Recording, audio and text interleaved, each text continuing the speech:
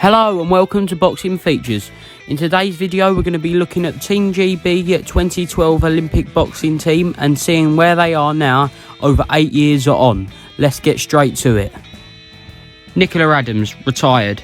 Nicola fought in the female flyweight division for the Olympics. She was a ridiculously decorated amateur. She won a gold and 3 silvers in the Worlds, a Commonwealth gold and a gold at the European Games, just to name a few of the endless accolades she won as an amateur.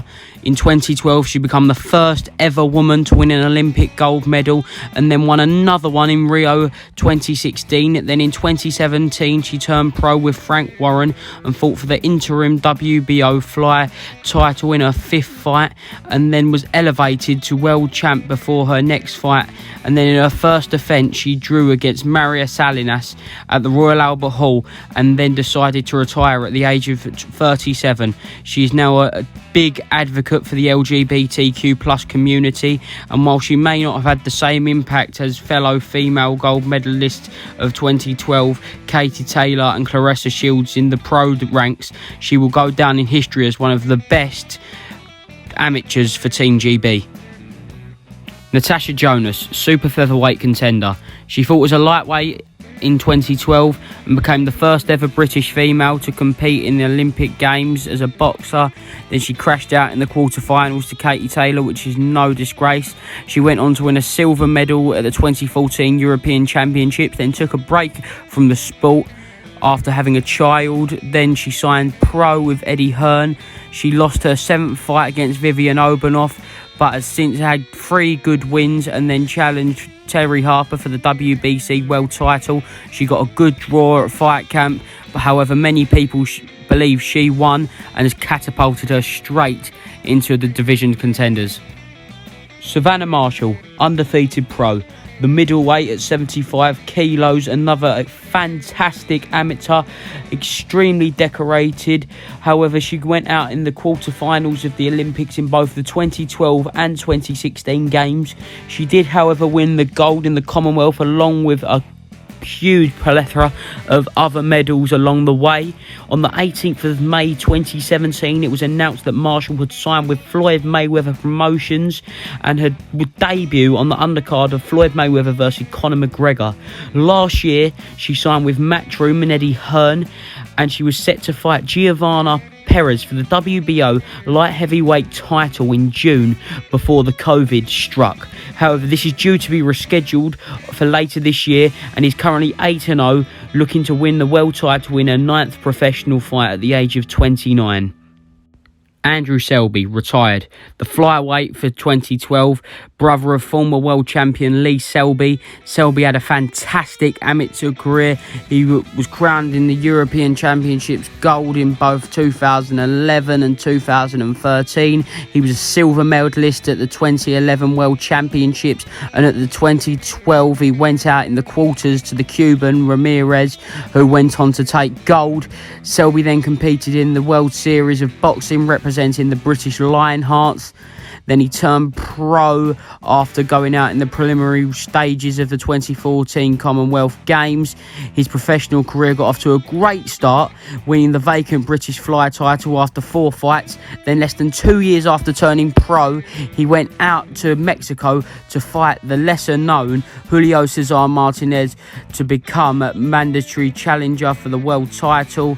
And Selby got knocked out in the 5th, was a big shock. After 2 more routine wins, Selby called it a day at the age of 31. Selby has admitted he's had problems with alcohol. In an episode of Tris Dixon's Boxing Life Stories, trainer Chris Sanigar referenced the obstacles his addictions put in the way of his talent, and that is a crying shame because Andrew Selby was a phenomenal talent, a fantastic amateur, and it's just a shame he never really quite done it in the pro game.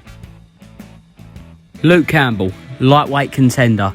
He fought at bantamweight at the 56 kilogram limit, one of the most highly decorated British male amateurs of all time, winning a silver medal at the Worlds and a gold at the Europeans in Liverpool. It culminated in winning the gold medal in London 2012. He then swiftly turned pro with Eddie Hearn. His career in the pro ranks was going off to a great start until his 13th fight, where he lost a close decision to Ivan Mendy for the international WBC title.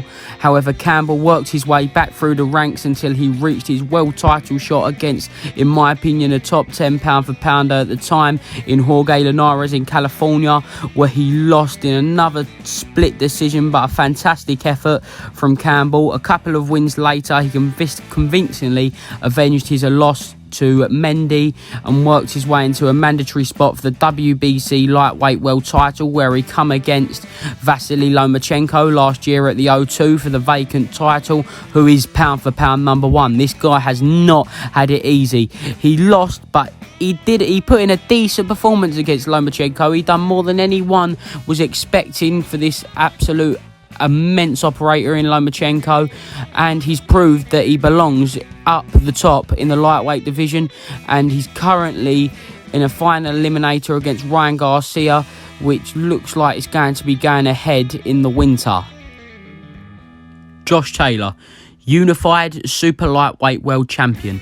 In 2012, he fought as a lightweight, another highly decorated amateur for Team GB. He was only 21 in 2012 and went out early on in the Olympics in a valiant effort against number 2 seeded Valentino from Italy, but the Tartan Tornado won gold in the Commonwealth Games in his home nation of Scotland and quickly turned pro with Cyclone, which is Barry McGuigan's promotional company, winning a Commonwealth title in his 7th pro fight and then progressing very quickly, beating the likes of O'Hara Davies, Miguel Vazquez and Victor Postel before, at only 13-0, entering the World Boxing Super Series at the super lightweight division.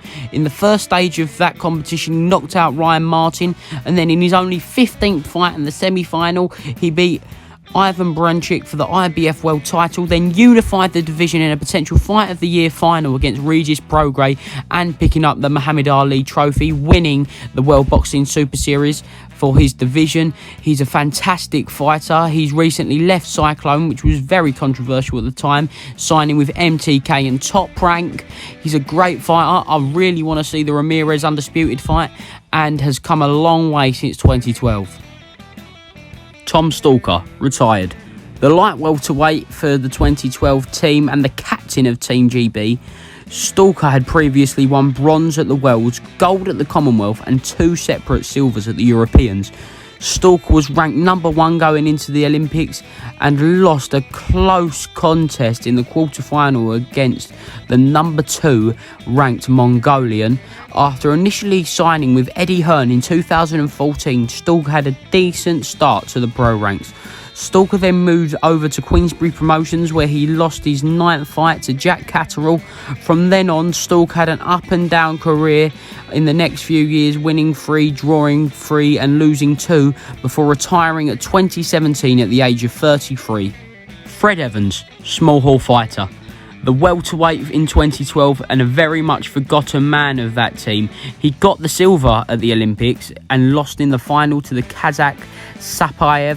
After the Olympics, Evan decided against turning pro and went into the WSB.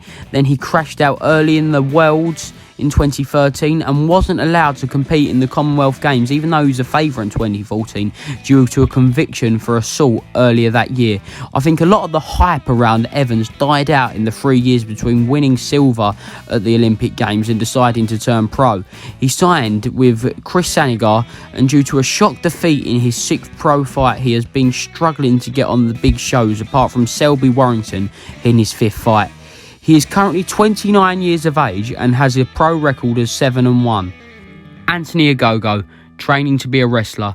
Ogogo got the bronze in London and he quickly turned pro with Golden Boy. However, after only 7 fights, Ogogo was out for a year after requiring surgery for an Achilles injury. Then a year later, in his first fight back, Ogogo dislocated his shoulder but still got a unanimous decision against Rushlev. After nearly another year out, he had another win before getting into the ring with Craig Cunningham for the WBC International Middleweight title in Birmingham. However, Ogogo was pulled out of the fight in the 8th due to a blurred vision, and it was announced later on that Ogogo had fractured his eye socket. One of the most unluckiest men in boxing, Ogogo was registered blind in March of 2017. However, this didn't deter Ogogo from wanting to become a world champion and spent hundreds and hundreds of thousands of pounds on surgeries in order to improve his vision in the UK and the US. But this did not improve his vision enough for him to box again, and finally announced his retirement in March of 2019, having not fought since October of 2016. But during this time out of the ring, Ogogo befriended wrestling icon Diamond Dallas Page, where he encouraged Ogogo to become a professional wrestler, and after facing up to the harsh reality that he was never going to box again and never going to achieve his dream, he decided to sign with AEW Wrestling and currently is in the process of training to become a professional wrestler and pursuing a new dream. Anthony Joshua, Unified Heavyweight World Champion. By far the most successful member of that team.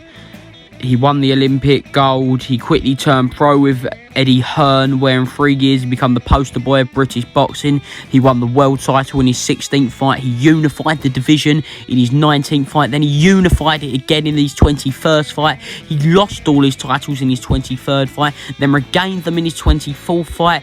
He's headlined 10 British pay-per-views and headlined twice at Wembley Stadium. He's fought like the likes of Dillian White, Joseph Parker, Alexander Povetkin and Vladimir Klitschko, not forgetting losing his titles in Madison Square Garden against Andy Ruiz Jr., then regained them against the same person in Saudi Arabia, one of the biggest names in boxing right now, and by far the biggest thing to come out of the 2012 Olympics. Anyway, guys, let me know what you think in the comments below. Make sure you hit that like and subscribe button for more content just like this coming your way very soon. Thanks for watching Boxing Features.